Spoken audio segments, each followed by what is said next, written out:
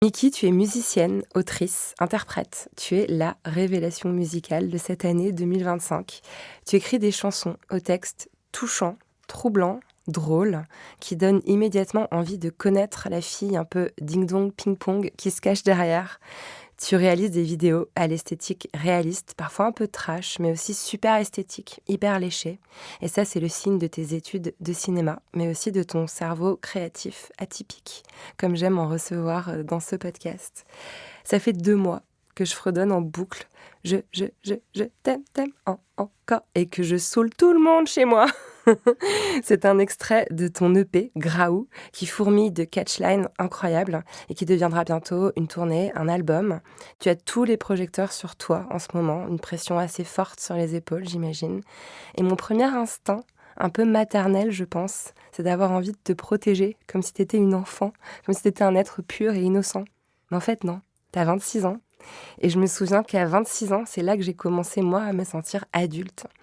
Donc tu es l'une de ces premières représentantes de la génération Z, la fameuse, celle qui est née au tournant du millénaire, qui arrive à l'âge adulte dans un grand fracas. Et c'est de ça que j'ai envie de parler avec toi aujourd'hui, Miki. Mais avant de commencer, comment ça va aujourd'hui, genre, vraiment? Aujourd'hui, genre vraiment, ça va. Comme je disais tout à l'heure, j'ai failli me faire renverser par un camion sur mon vélo.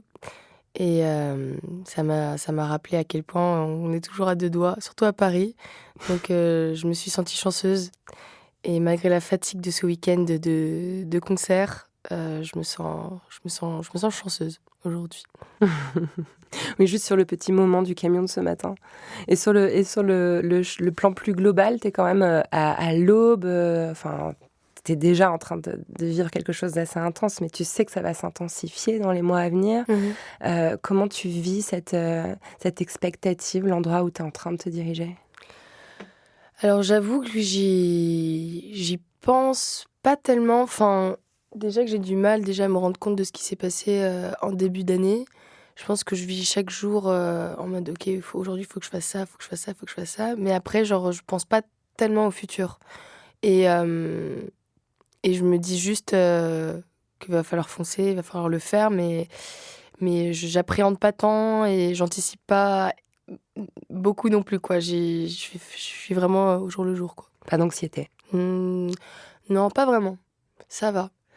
L'anxiété, elle vient quand en fait, pour moi, j'ai l'impression que c'est de la fausse anxiété parce que c'est quand je suis fatiguée et quand je me pousse à bout et quand je me pousse à bout, ben, j'arrive pas à travailler, convenablement et quand j'arrive pas à travailler convenablement et ben, je m'en veux mais grâce à un super livre avec une autrice que tu as reçue, dans ce podcast qui est «Résister à la culpabilisation». Ouais, de Mona Chollet. Voilà, ben, ce livre, en tout cas, il m'a vraiment fait un déclic, ces derniers mois, qui fait que là, aujourd'hui, je veux plus j'arrive à plus être anxieuse parce que je me sens plus coupable quand j'arrive pas à faire les choses ou quand j'arrive pas à être hyper, productive. Je suis déjà en mode, bah, je suis déjà en train de faire des trucs de fou donc calmos, quoi. Mais ce livre, il m'a énormément aidée. Waouh, donc t'as fait taire la petite voix dans ta tête, c'est ça qui raconte ce livre, l'espèce de petite Exactement. voix intérieure, genre t'es nul, tu fais pas assez, tu te reposes trop. C'est chouette, bravo d'avoir réussi à t'en saisir. Et est-ce que t'as une espèce de discipline en ce moment, due au fait que tu fais de la scène, que t'enregistres? Est-ce que tu fais plus attention à ton alimentation, à ton sommeil, à ton activité physique, tout ça? Ouais.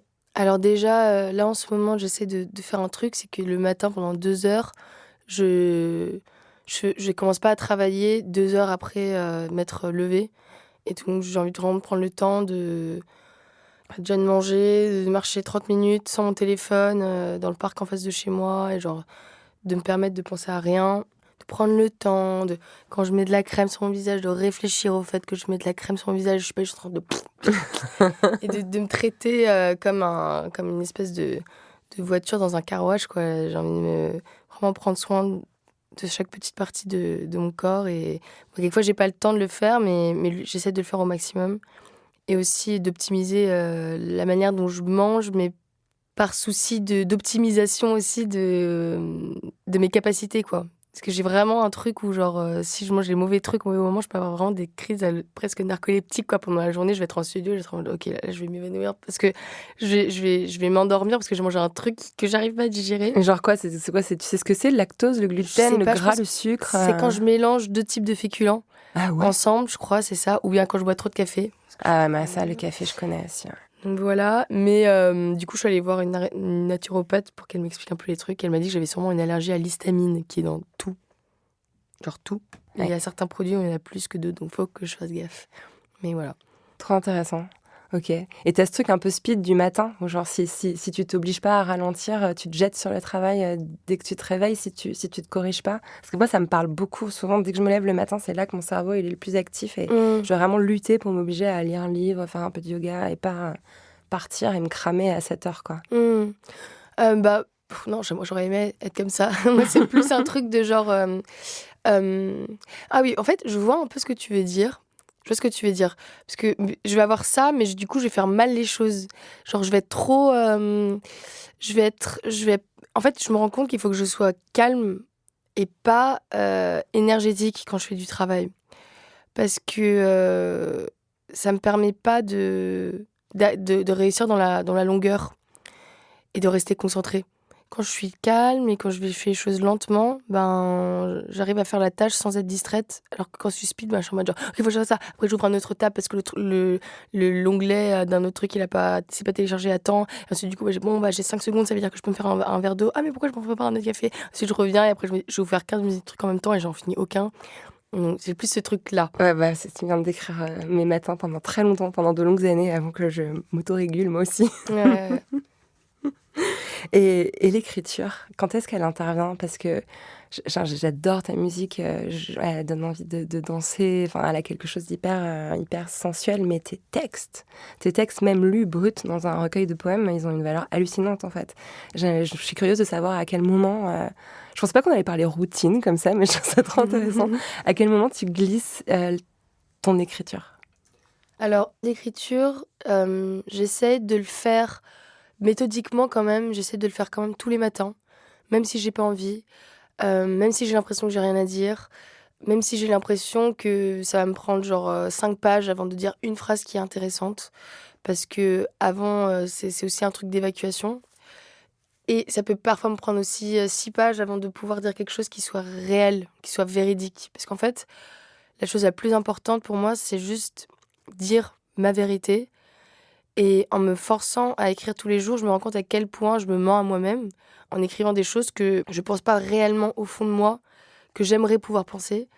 Et quand j'arrive seulement à ce point où je dis des choses que j'aurais honte de dire, en fait, je me rends compte à quel point moi, je me mens beaucoup à moi-même tous les jours, quoi. Donc, c'est vraiment cet exercice-là d'arriver à être sincère avec moi-même. Et c'est très, très dur. Et de le faire tous les jours. Et souvent, quand j'écris, je suis en mode genre, bon, hein, encore une journée où j'ai rien écrit d'intéressant. Et après, quand je regarde, j'attends peut-être 2 mois. Et après, des 2 mois, je relis tout. Et j'extrais ce que je trouve bien. Et souvent, j'extrais des choses que je considère bien à partir de jours où je pensais que j'avais écrit des trucs vraiment nuls. Et c'est fou comme quoi, d'un jour à l'autre, notre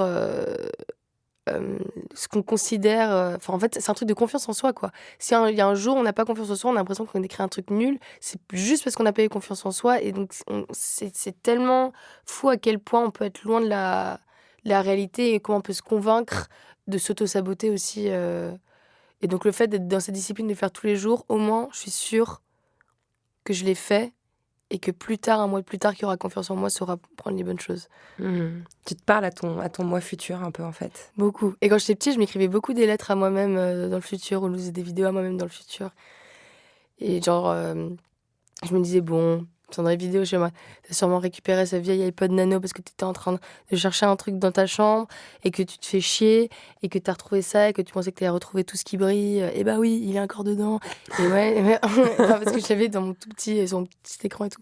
Et après, je me rendais compte que je disais vraiment, et à l'époque, je disais vraiment des trucs pinpoint, genre exactement ce que je ressentais quand je revoyais la vidéo plus tard. Et je suis en mode genre, ah, sacré Mickey. Et dans mes journaux intimes, quand j'étais plus jeune aussi, j'avais vraiment le même ton qu'aujourd'hui. Enfin, je pense que aujourd'hui, si je reprends des extraits de mes journaux intimes quand j'avais genre 10 ans, je pense que je pourrais en mettre quelques trucs dans mes sons aujourd'hui, quoi. Parce qu'il y a un peu ce même cynisme aussi, qui est là depuis toujours et qui est vraiment à la recherche de genre dévoiler, déballer genre des trucs que je remarque, que c'était à l'école ou quoi, des autres filles. Je disais, ouais, bon, tu sais, à 10 ans, je suis plate comme une planche à pain et les gens ils m'aiment pas parce que je suis noche. Mais bon, c'est pas grave, on s'en fout. Des trucs comme ça, genre.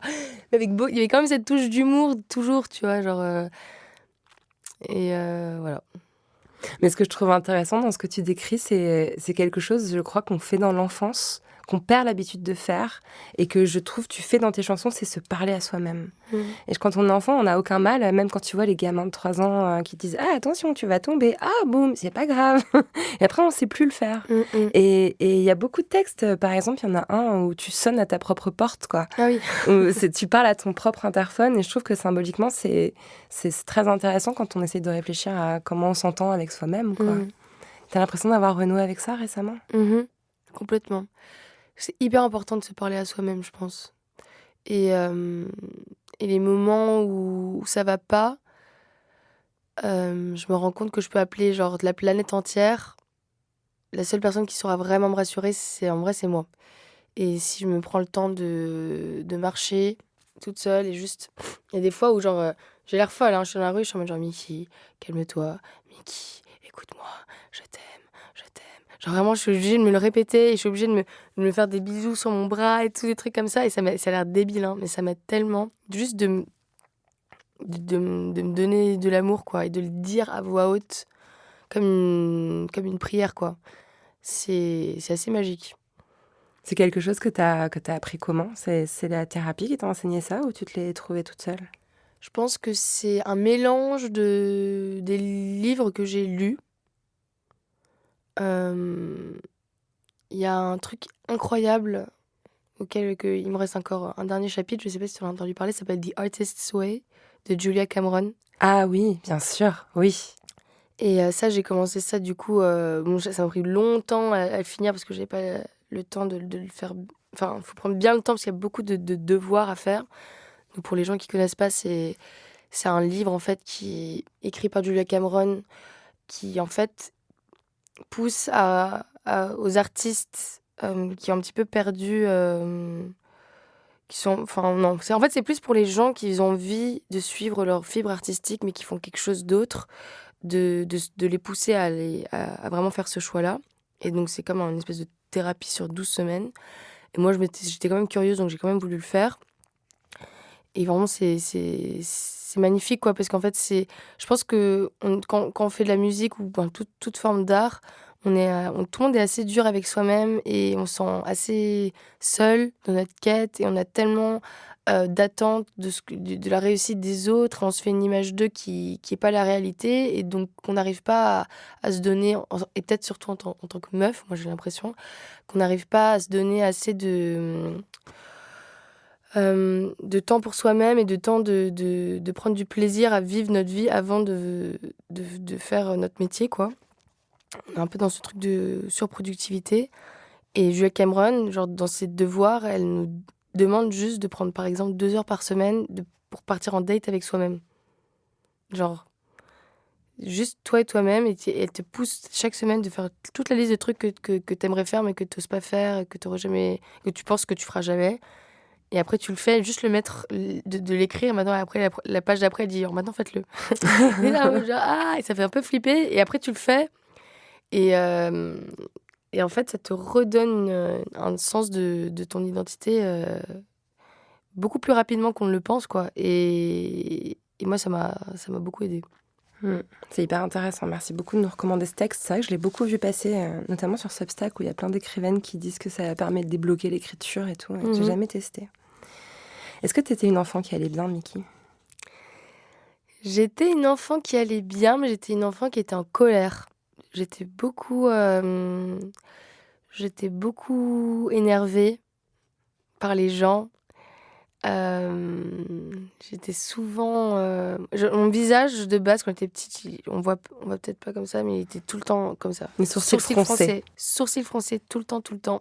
Et avec le temps, j'ai réussi à me débarrasser de cette colère et à la transformer par autre chose. Mais ouais, il y a beaucoup de ça et je pense qu'il y avait aussi une partie... Enfin, quand j'étais petite, j'adorais écouter les conversations des adultes. Genre, j'écoutais derrière les portes et je m'immisçais dans les conversations parce que j'ai l'impression que je comprenais très tôt. Et en fait, du coup, c'était un peu quelque chose de bien, mais quelque chose de mal en même temps parce que après, on m'a un petit peu pris. Enfin, en tout cas, des gens comme ma mère, elles m'ont parlé de choses très sérieuses très tôt, du coup. Et moi, je voulais l'entendre, je voulais lui montrer que je la comprenais. Et en même temps, à la fin, en fait, il y a des choses que j'aurais pas dû entendre aussitôt en tant qu'enfant. Et je sais pas, j'avais vraiment un truc où je me faisais des portraits de tout le monde, des amis de mes parents et tout machin, dans ma tête, en mode genre, mais toi, tu te fais passer pour une meuf innocente, mais en vrai, genre, je suis sûre que tu trompes ton mari, et genre, t'as pas confiance en toi. Enfin, bref, j'ai vraiment un truc où genre, je voyais les gens et je les cernais direct. J'ai l'impression de les connaître direct et de voir si ils voulaient du bien ou du mal à ma famille ou pas. Et je sais pas, genre, les gens, tout le monde m'énervait, quoi. J'étais en colère aussi. J'ai une grande sœur qui est mentalement handicapée. Et, et ça, quand j'étais petite, j'étais en colère contre ça aussi que j'avais pas une sœur qui était soi-disant normale, quoi. Et, euh, et ça, c'était parce que j'avais peur de. Enfin, je sais pas, j'avais vraiment envie d'avoir un lien amical avec mes frères et sœurs, quoi. Et, euh, et mon frère, lui, il était donc complètement dans son monde aussi. Et en grandissant, pareil, j'ai dû apprendre à accepter ma sœur telle qu'elle était. Et donc, du coup, après, j'ai eu beaucoup, beaucoup de culpabilité de mon rejet d'elle quand j'étais petite. Euh, donc, ouais, j'avais toute la période enfance, adolescence, je cachais beaucoup de colère en moi, d'insatisfaction et j'avais peur de pas être acceptée, en fait, je crois. Peut-être que tu te sentais seule, t'arrivais pas à tisser les liens que t'avais envie de tisser avec les autres. Bah, avec mes amis, si. Ça allait, mais peut-être avec des gens avec qui j'étais censée le faire, genre ma sœur, genre mon frère, genre mon père. Ça, j'arrivais pas et j'avais l'impression d'être un ovni dans ma famille. Donc ça, je me sentais loin de ça et j'enviais en fait les autres familles où les gens ils étaient comme un gang, ils avaient besoin de personne d'autre et ils se suffisaient à eux-mêmes. Et j'étais toujours en mode genre ah mais pourquoi on n'est pas comme eux alors qu'en fait c'est tellement d'autres aspects de notre famille que les autres ils avaient pas et qu'il fallait dont je me rende compte et c'est hyper précieux, quoi. En fait, je savais pas au sujet de ta sœur et il y a une ligne dans Motherload qui est vraiment un texte hyper intime. Pour le coup, celui-là, on dirait vraiment qu'il est extrait d'un journal intime, quoi.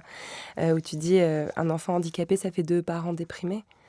T'avais conscience du fait que tes parents, ils allaient pas bien ou t'avais l'impression de devoir un peu aussi les consoler? Ouais, beaucoup.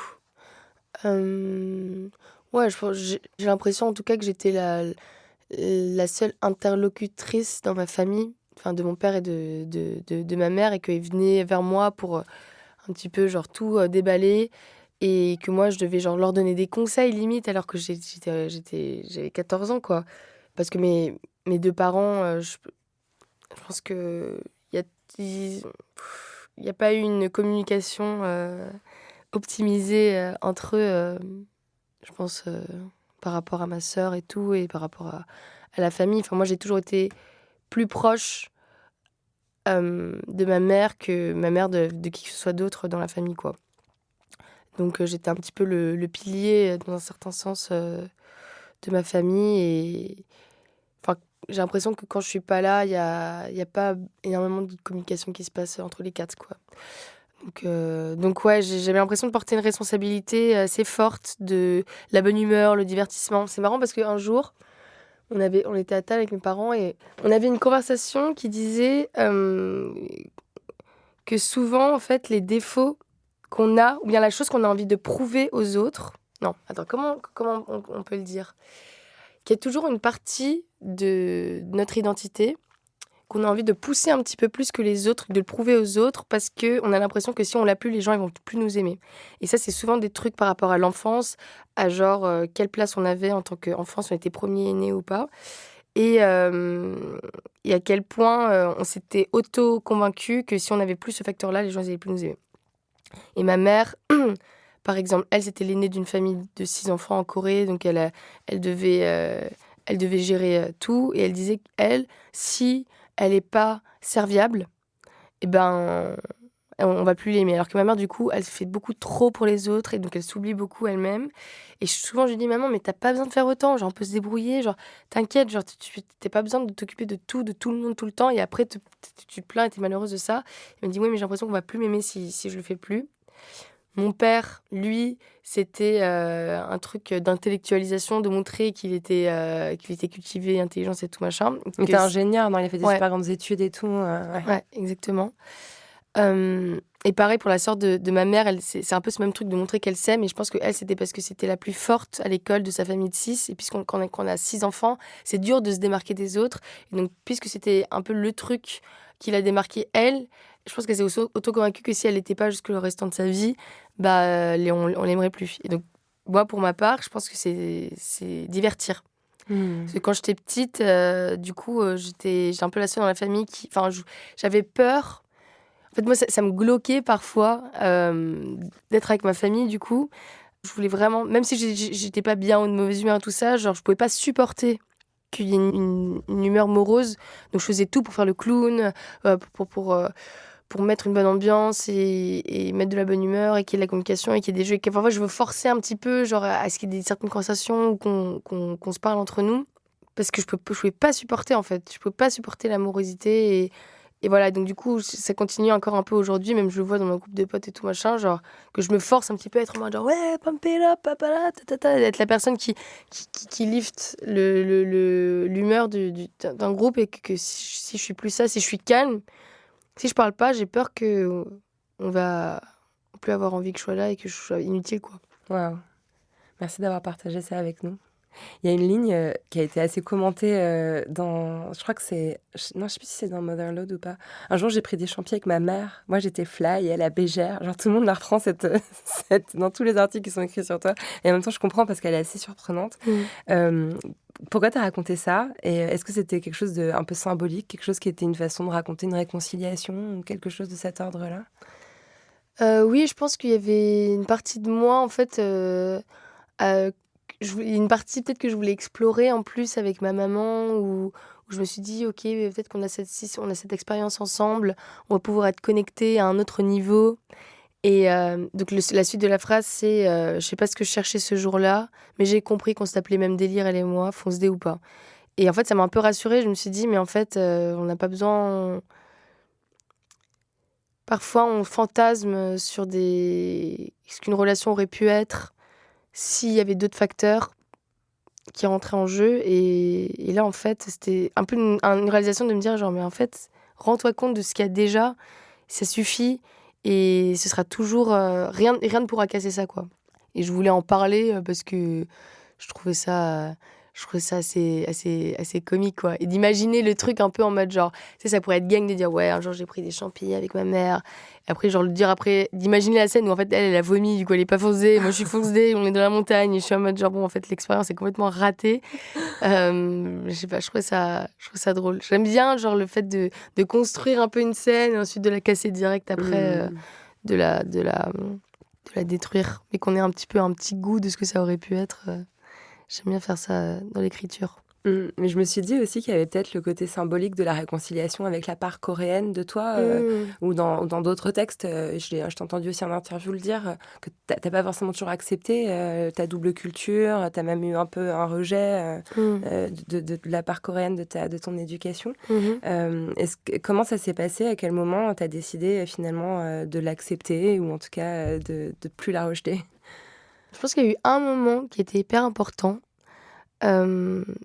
C'était déjà après l'université, genre j'ai décidé de partir en Corée, du coup, pour pouvoir en fait découvrir. En fait, pendant très longtemps, j'avais l'impression que la partie coréenne de moi, elle représentait peut-être 20% de moi, alors qu'en fait, non, c'est 50% de mon corps. Donc, il n'y a pas de raison pourquoi je m'intéresserais plus à la France que la Corée. Donc, voilà, donc, je suis partie après l'université avec des grandes attentes dans ma tête, que genre, j'allais arriver et bam, ça allait être la fusion et que la Corée allait m'aimer autant que j'allais l'aimer.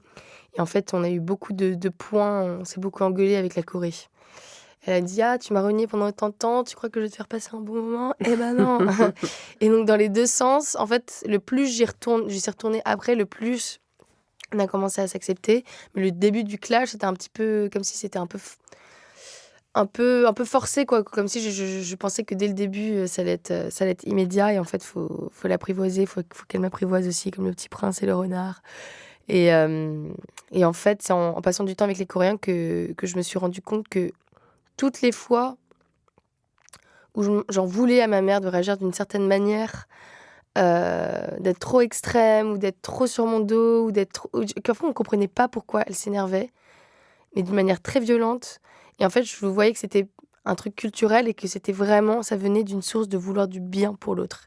Et peut-être que c'est parfait de la manière la plus fluide ou la plus délicate parfois, mais ça vient. J'ai vu la source en fait de ces paroles et la source, c'est de l'amour, toujours. Et quand je l'ai compris, j'ai appelé ma mère, je me souviens, j'étais dans le métro, j'ai dit: «Maman, j'ai compris pourquoi tu réagissais comme ça et tout». Et après, elle a commencé à pleurer, on a pleuré au téléphone pendant 20 minutes, j'ai dit: «Merci ma chérie» et tout, tu as enfin compris. Enfin bref, j'avais pas besoin de l'expliquer, mais elle savait que j'avais compris, on s'est tous les 2 comprises et hem et voilà. Et après du coup, il y a quelque chose qui a switché quand j'étais revenue de ce voyage, en tout cas par rapport à elle. Et en fait, avant, puisque je sentais qu'elle se sentait seule, en tant que Coréenne, dans un monde, européen, dans une société qui était, européenne, avant, je compensais ça avec de la surempathie avec elle. Et donc du coup, je voulais la protéger, mais plus dans un sans comprendre pourquoi je voulais la protéger, mais et donc du coup, ça peut se traduire un peu dans une relation trop codépendante et en fait, quoi qu'il se passe, il faut toujours que tu sois de mon côté, alors qu'en fait, après ce voyage-là, j'étais beaucoup plus rationnelle et quand elle réagissait d'une certaine manière, je répondais pas en mode genre en la protégeant, en mode genre: «Ah maman, t'inquiète pas, je comprends», ça m'a j'expliquais point par point pourquoi je la comprenais et pourquoi il y a eu une mauvaise compréhension dans le débat, que ce soit avec mon père ou n'importe qui d'autre. Et du coup, c'était une autre manière pour moi de la protéger, d'une manière qui était beaucoup plus rationnelle, quoi. Je sais pas comment dire. Et du coup, je me retrouvais pas piégée par des pièges émotionnels. C'est la communication non violente que tu décris vraiment spécifiquement, quoi. Exprimer ses besoins, ses ressentis, sans juger l'autre. Exactement. Encore une fois, tu as l'air tellement calée. Enfin, j'ai l'impression que tu as compris déjà tellement de choses que certaines personnes mettent une vie, parfois même jamais. Et ça, c'est quelque chose que tu as capté en observant autour de toi, que tu es allé chercher en toi, ces réponses-là. Je pense que j'ai toujours été dans cette dynamique-là, depuis longtemps, de comprendre la psychologie des gens, de comprendre comment réagir de la manière la plus intelligente possible à une situation. En fait, pour moi, c'est une perte de temps. En fait, on se ferme juste des portes à pas vouloir comprendre à pas être dans la déconstruction, quoi. Mmh. Et en fait, à partir du moment où je me suis rendu compte à quel point ça faisait évoluer une conversation, une discussion, une relation entre deux personnes, de déconstruire, je me suis dit: «Mais attends, mais vas-y, à quoi ça sert de pas faire ça tout le temps?» Ouais. Mais ce que tu me racontes aussi, ce que j'entends, et c'est un peu ce que j'entends quand tu me parles de ton enfance, c'est aussi une espèce de suradaptation permanente. Tu me décris aussi le parcours d'une enfant, d'une adolescente, puis d'une jeune femme qui a dû tout le temps s'adapter à un environnement pas forcément facile à naviguer. Mmh. Et ça me fait penser aussi à ton approche de la féminité. Mmh. Je suis tombée sur un court-métrage que tu as réalisé quand tu étais en école de cinéma à Londres. Oh. Oh! Ouais, t'es dans un champ avec des robes Ah oui! incroyables et Oui, c'est une vrai. femme nue qui s'avance devant toi et Oui. tu lui bricoles en quelques minutes une espèce de tenue chatoyante. Et c'est fou parce que c'est un univers qui est, en fait, si on pouvait décrire l'opposé de l'univers de tes clips actuels, où c'est urbain, où tous les codes sont très masculins, enfin en termes de vêtements et tout, là c'est vraiment dans un pré avec des femmes aux cheveux longs qui portent des robes de soie à fleurs, quoi. Et je t'ai entendu dire que tu avais un temps vraiment épousé à fond les codes de la féminité, et ensuite tu les as un petit peu abandonnés. Et je me suis dit, c'est quelque chose aussi, enfin je me reconnais un peu aussi en ça, où parfois tu fais ça parce que t'es mieux accepté, parce que c'est une façon de t'adapter à ce qu'on attend de toi, de bien te maquiller, de mettre des talons, quoi. T'as l'impression que t'as fait ça aussi? Alors ouais, complètement. Alors après, cette vidéo en particulier, c'était une pub que j'ai faite pour une marque de vêtements. C'est pour Je ça. croyais que c'était un court-métrage genre de ton école, quoi. Non, non, ça c'est... Alors les courts-métrages en école, là, ils ne sont pas sur YouTube. Il y en a des très très drôles. Il y en a des très drôles et qui ressemblent quand même vachement plus aux clips que je fais aujourd'hui en vrai. Mais là, c'était une commande gratuite. Mais cela dit, toi, on te reconnaît à peine tellement t'es maquillée. Ah oui, oui, oui, oui. Non mais après, ça, par exemple, la culture coréenne de ma mère, elle m'a toujours dit depuis que j'étais ado, que c'était hyper important pour moi d'être toujours bien soignée, bien belle. Elle préférait que j'ai du mascara que pas de mascara, ma mère. Elle préférait que je sois maquillée que pas maquillée. Elle préférait que je porte des jupes. Et elle aimait pas à chaque fois que je porte des habits oversize. Moi, j'adore prendre depuis assez longtemps les habits de mon papa et tout. Mais j'étais tellement influencée par l'opinion de ma maman, quoi. Il y a une partie de moi, je voulais pas la décevoir aussi. Donc, je pense que pendant longtemps aussi, il y avait des petites voix dans ma tête en mode genre, non, maman, elle va pas te trouver belle si tu te mets en mode tomboy et tout. Mais je pense que le côté tomboy, il était là depuis assez longtemps. Et après, je suis tombée bon, c'est pas vraiment un piège, parce que j'ai adoré aussi, mais le côté un peu Lolita que pour être une fille quand j'étais au lycée. Et j'avais ce truc où, genre, à chaque fois, avant d'aller en cours, avant d'aller en classe et en sortant de la classe, je me regardais dans le miroir, je regardais si j'étais bien maquillée. Genre, j'étais tout le temps genre, consciente, j'avais mes cheveux longs, mes petites jupes, mes petites bottes.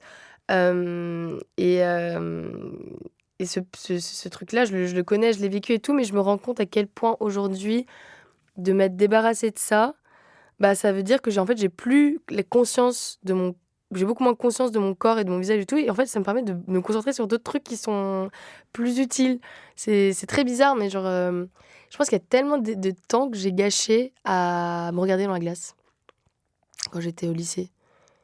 Ouais, c'est tout, je peux pas dire autrement. J'ai perdu trop de temps à me regarder dans la glace. Et j'avais écrit toute une histoire dans ma tête et je m'étais auto-enregistrée pour faire un podcast qui dure 2 heures de chaque chanson liée à un visuel et tout. C'était symbolique, quoi. Ouais, très symbolique d'une fille qui part à la recherche de sa mère, enfin une orpheline qui part à la recherche de sa mère dans un monde genre en 3000 où la planète elle s'est divisée en 7 petites planètes différentes et que la seule manière d'aller d'une planète à l'autre c'est à travers des aéronefs et qu'en fait il y a une planète qui est cachée qui s'appelle Anaxagore qu'on peut seulement y accéder à travers un portal auquel elle peut y aller au bout genre de la fin de l'histoire. Enfin bref, il y a tout un truc comme ça. Et en fait chaque personnage ça représentait quelqu'un ou quelque chose, mais je comprenais pas pourquoi vraiment je voulais dire ça. Genre, elle cherche un pilote, le pilote avec qui elle voyage, et en fait, il est schizophrène. Et genre, à un moment, ils ont fait se cracher parce qu'il fait une crise, mais il lui dit pas. Et en fait, elle se rend compte qu'elle est coincée avec lui pendant tout le voyage. Et en fait, il faut qu'elle accepte. Après, je me dis, ah, mais en fait, ça parle de ma sœur, en fait. Et, et bon, je vais tout cet univers fictionnel. Et que j'avais présenté. Et quand j'ai fait écouter ça, par exemple, aux gens avec qui je travaille aujourd'hui, ils étaient en mode, mais qu'est-ce que tu veux dire? Enfin, qu'est-ce que tu... Genre, c'est flou, cette phrase-là. Qu'est-ce que ça veut dire quoi? Ça veut dire quoi? Ça veut dire quoi? Et donc, à un moment, je me suis vraiment posée, j'ai lu les phrases, et j'ai auto-examiné ce que je voulais dire dans la vraie vie. Et là, ça a ouvert genre, beaucoup de plaies, en fait, dont je ne m'étais pas occupée depuis longtemps. Et ça m'a rendue... Ah ouais, j'étais vraiment mal, quoi. Genre, j'étais vraiment mal... Mais ça n'a pas duré trop longtemps, parce que je me relève quand même assez vite, parce qu'on est scorpion, quand même. Mais ce moment-là, il y a vraiment eu un déclic de ce truc dont je te parlais tout à l'heure, de se mentir à soi-même, en fait. Qu'est-ce que je ressens vraiment, d'où ça vient. Et en fait, à partir de là, j'ai commencé à écrire le premier son de l'EP qui était Cartoon Sex. Et c'était la première fois que j'écrivais de cette manière-là. Et ça y a une libération. Et à partir de là, j'ai trouvé un petit peu ma patte, quoi. Bah, dans ce titre-là, il y a une phrase qui est quand même qui résonne très particulièrement, surtout dans l'époque qu'on vit, dans l'époque MeToo, où tu dis: «Il y a un prof de tennis qui m'a touché là où fallait pas et depuis je suis un peu ding-dong ping-pong». C'est wow! Tu été accompagnée par quelqu'un quand tu décidé de dire ça? Tu révèles quelque chose quand même qui est de l'ordre du traumatisme? Non, j'étais pas accompagnée. Hem, je pense qu'il m'est arrivé beaucoup de trucs en vrai, hem, mais auxquels, je me suis dépatouillée, toute seule. Je pense qu'il y avait des moments où j'ai demandé de l'aide à des gens très proches qui ont pas, qui ont voulu minimiser, ce qui m'arrivait. Et en fait, il y a un moment où je me suis dit: «En fait, les gens, ils ont pas les couilles parce qu'ils ont peur des répercussions et tout, donc je vais juste prendre action, toute seule». Et en fait, ce truc-là, c'est ça qui m'a donné, ensuite, c'était ma forme de guérison aussi, quoi. C'est le fait qu'en fait, c'est moi qui décide et c'est moi qui décide de me sortir d'une situation ou pas. Mais je sais pas si aujourd'hui, l'aide de quelqu'un d'autre, elle va plus m'aider que cette petite voix que j'ai dans la tête dont on parlait tout à l'heure, cette voix, qui me permet de revisser les boulons au bon endroit, parce qu'en vrai, il y a personne qui me connaît mieux que moi-même. Et non, je suis là pour moi. Mais je pense que en le disant, tu aussi beaucoup d'autres femmes. Il y a aussi beaucoup de phrases dans ton EP qui parlent de sororité, de ton lien aux autres filles, parfois un peu compliqué, mais c'est vraiment, tu décris très très bien ce que ça peut être Mmh. l'amitié féminine. Tu as eu l'impression aussi de le faire dans ce sens-là, d'être un peu dans la même mouvance que MeToo en disant ça? Alors le truc de la sororité, je pense que c'est un truc même heu, post, ce truc de féminisme et tout, parce que justement je voulais parler de l'hypocrisie, en fait, de certaines filles qui disaient: «Ah ouais, on est ensemble et tout machin», alors en vrai non. Et ça permettait pour moi de recréer encore plus des liens forts parce qu'on n'est pas dans le mensonge, quoi. Et au début, j'étais un peu flippée, en l'écrivant, c'est ce truc sur les filles et tout, parce que je me dis: «Bien, peut-être que je vais mettre des personnes à dos et tout, machin», mais en fait, ça change rien. Et au premier rang des concerts, il y a que toujours, c'est toujours des filles qui me regardent et qu'à chaque fois que je dis cette phrase, je les regarde et elles me regardent en mode genre: «T'inquiète, on reprend et tout», et je suis en mode genre: «Bon». C'est génial. Ouais. Mais ouais. Et donc ouais, je pense que tu fais du bien aux filles avec tes textes. De fou. J'espère. Mmh. Même aux daronnes comme moi. Et d'ailleurs, il y a autre chose qui fait du bien dans tes textes, c'est la façon dont tu abordes la sexualité. Mmh. Ça, c'est un truc qui m'épate, que je retrouve dans d'autres filles de ta génération, notamment chez Yoa, Mmh. que j'ai aussi reçu Oui. à ce micro. Et je me dis que, ouais, si la révolution féministe qu'on a fait ces derniers temps, elle a servi à quelque chose, c'est bien à ça, quoi, à autoriser les femmes à formuler leurs fantasmes, à avoir des paroles un peu crues, un peu trash, sans que ce soit forcément à cataloguer dans le porno ou dans la séduction ou des trucs comme ça. Mmh. Est-ce que la sexualité, pour toi, c'est une façon de prendre soin de ta santé mentale aussi? Mmh, je sais pas trop. Moi, la sexualité, c'est un truc qui est instinctif et pareil depuis très jeune.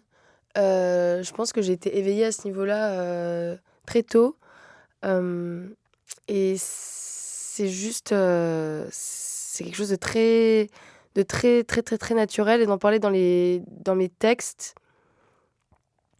c'est très naturel aussi. Enfin, je sais pas comment dire, il y a un truc où j'ai même très jeune, j'ai un peu un kink des personnages de cartoon que je trouvais plus attirants ou quoi que les gens dans la vraie vie. Et je me rends compte que souvent, en fait, j'en ai parlé l'autre jour avec un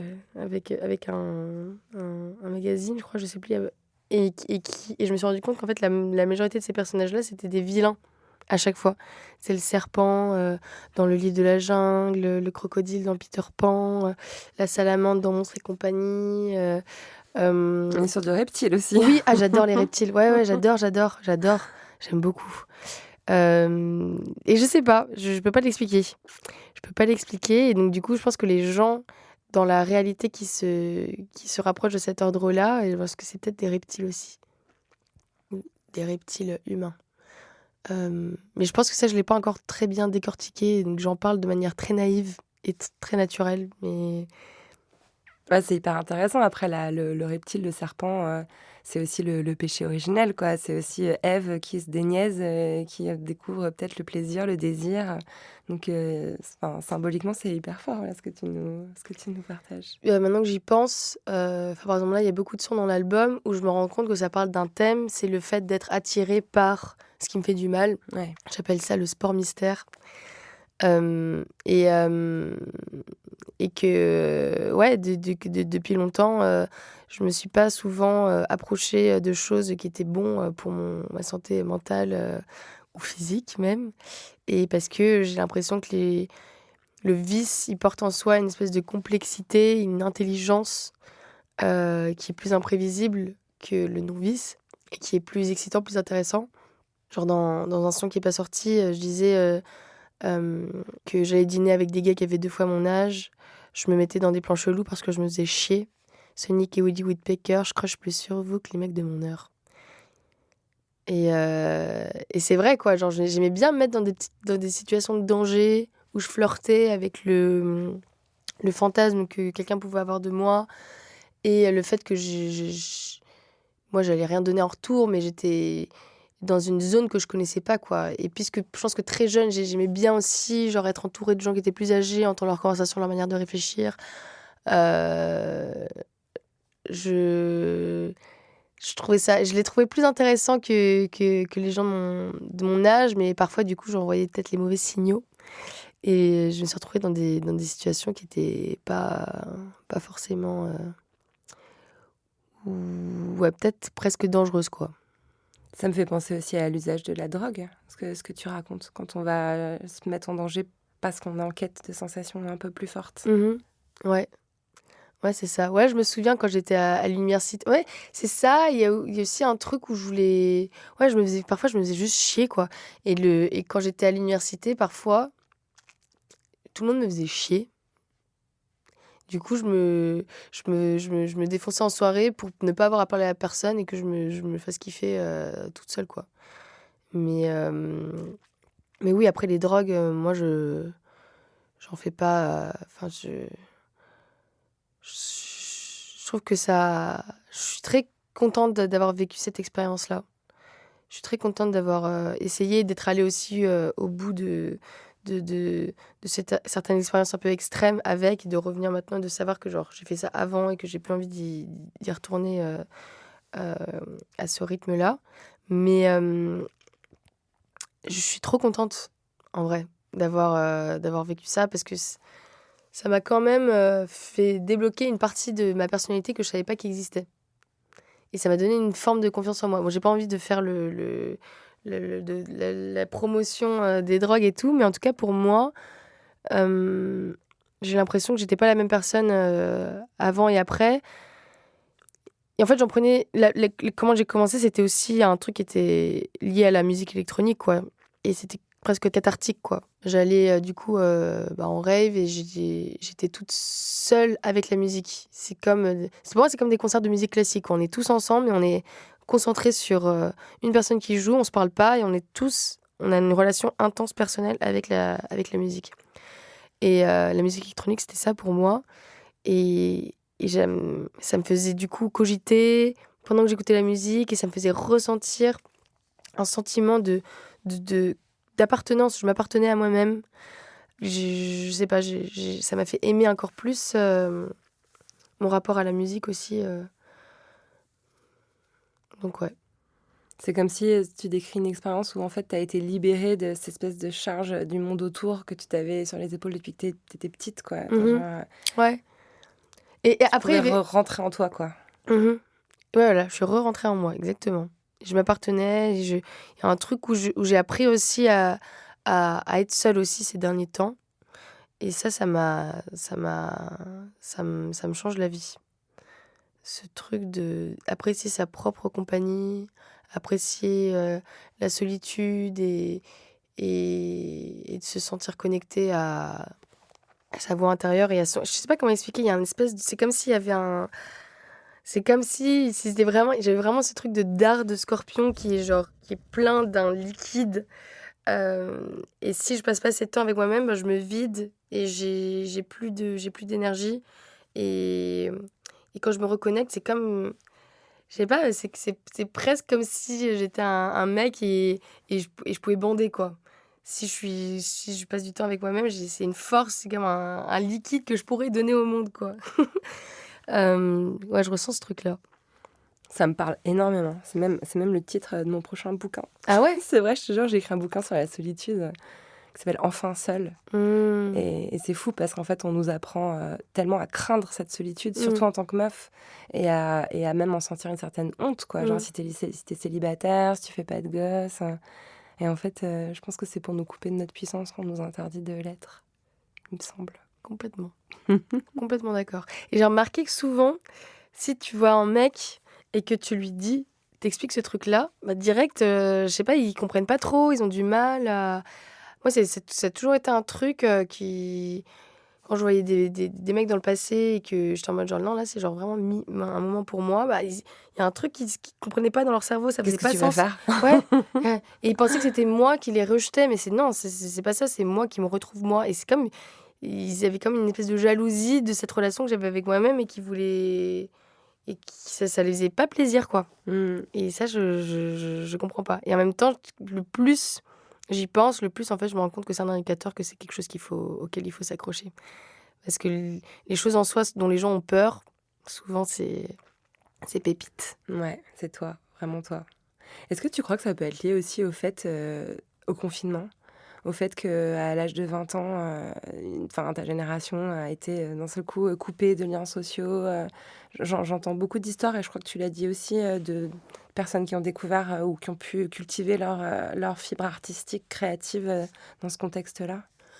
Alors, le confinement, pour moi, je pense que je l'ai pas vécu comme les autres parce que c'était dans une période de transition. Dans tous les cas, je revenais de la Corée. Donc, dans tous les cas, j'étais déjà coupée du monde que je connaissais quand j'étais en Corée. Parce T'avais que déjà fait le travail, quoi. déjà fait le travail avant et j'étais, au-delà d'être seule, j'étais avec des inconnus quand j'étais en Corée. Donc, qui est dans un certain sens parfois genre plus dur parce que t'as pas de repères, mais t'es obligé de sociabiliser. Et on n'a pas d'autre. En fait, quand on part seul dans un pays, on peut pas faire du mimétisme d'appropriation en fait, on n'a aucun autre réflexe que d'être soi-même quand on est tout seul face aux autres. Et donc, du coup, on découvre des parties de soi qu'on connaissait pas et qu'on est obligé de puiser par quelque chose qu'on connaît pas plutôt que juste d'imiter tes amis ou quoi. Et donc, ce truc-là, j'ai l'impression que j'avais déjà été bien rodée quand je suis revenue de Corée. Et le confinement,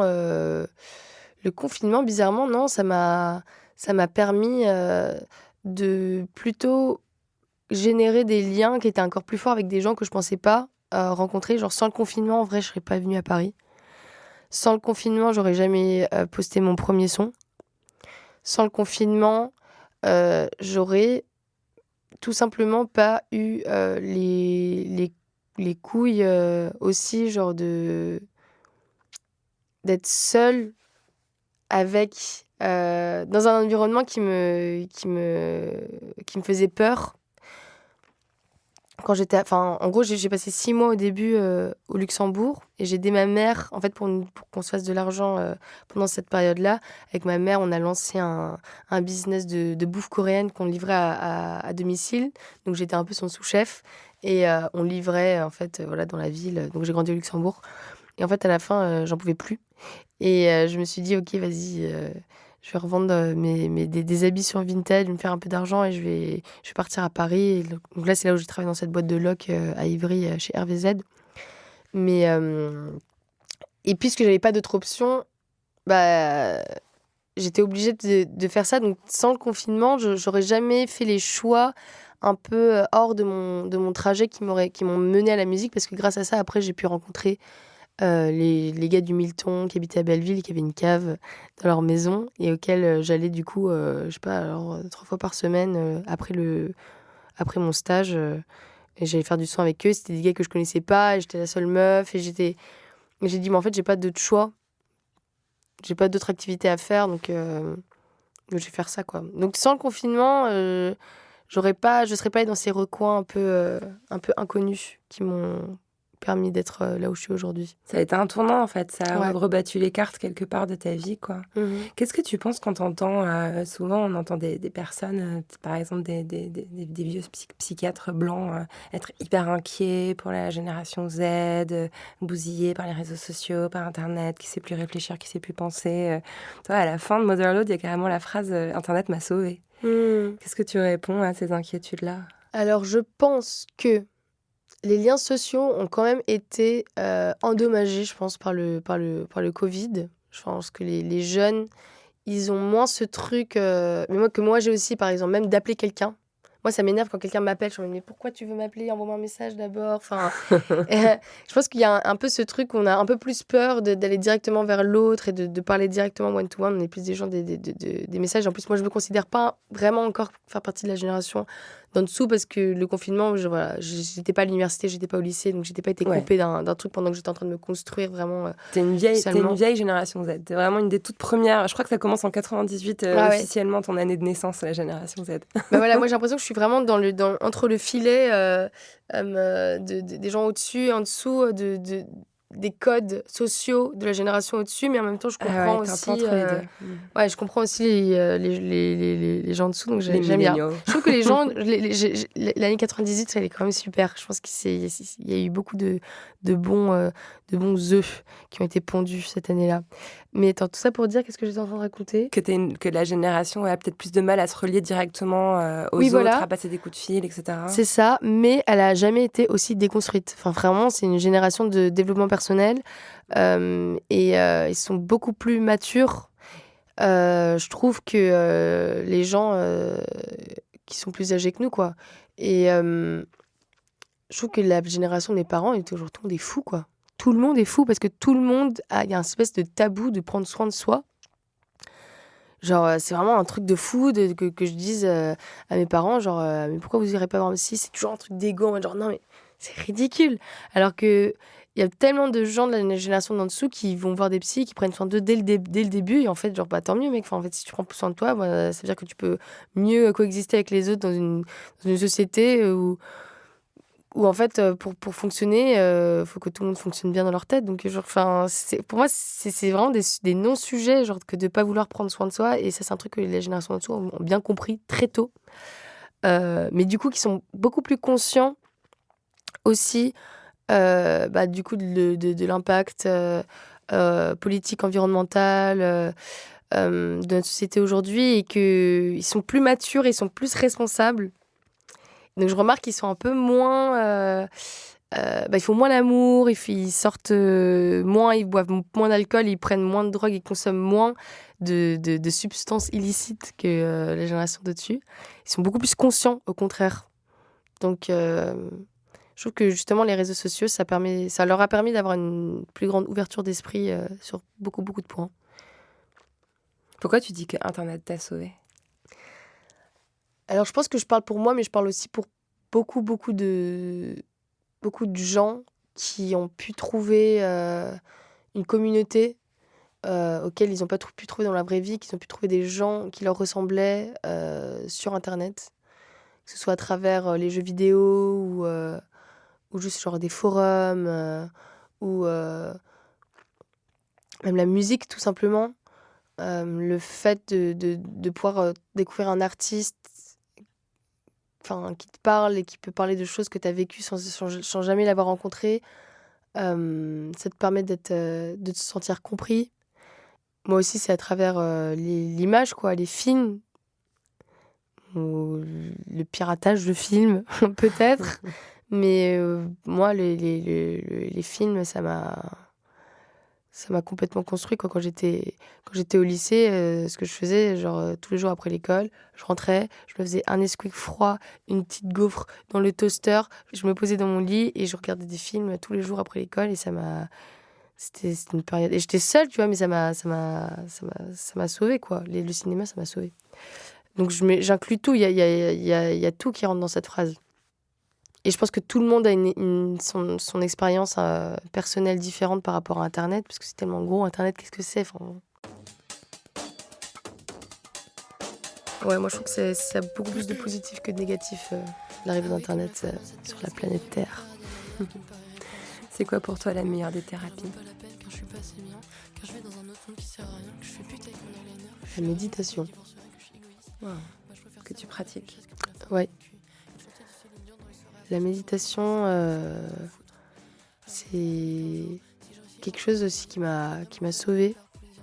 Je pense au début, ça a commencé tout doucement j'ai fait genre 2 séances de sophrologie avant le tournage d'un film que à 21 ans je réalisais et que j'autoproduisais et que j'avais écrit et dans lequel je jouais dedans et j'avais genre 40 figurants et c'était vraiment l'épreuve la plus difficile que j'ai eue avec mon équipe technique qui m'a annulé 10 jours avant. Enfin bref, c'était aussi pendant le Covid. Enfin bref, c'était vraiment un bordel sans nom. Et j'ai fait 2 séances de sophrologie avant de faire ce tournage qui m'a permis de apprendre à respirer. Et ça a commencé comme ça.